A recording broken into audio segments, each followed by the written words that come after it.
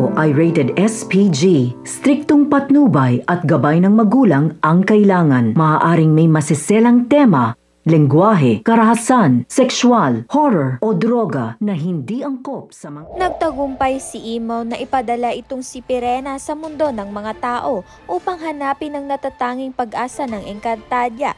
Si Tera ang anak ni Danaya. Subalit kapalit ng tagumpay na ito ang isang mabigat na kapalit. Labis nang nanghina itong si Imaw at tuluyan nawalan ng paningin.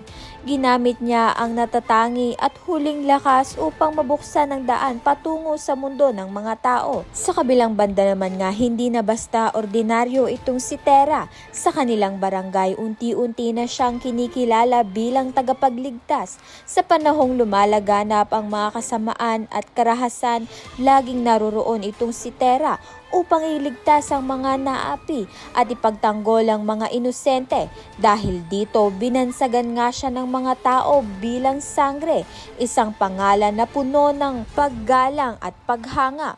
Ngunit lingid sa kaalaman ng lahat, si Tera ang tunay na sangre ng Encantadia.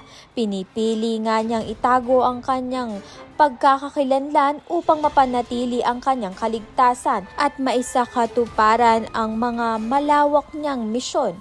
Habang patuloy ang kanyang pagkikipaglaban sa mundo ng mga tao, papalapit na rin ng sandali nang muling magkita nga itong si Pirena at ang pagbabalik ng tunay na liwanag ng Encantadia. Kaya naman nga't yan at iba pa ang dapat nating pakaabangan. Maraming salamat sa iyong panonood.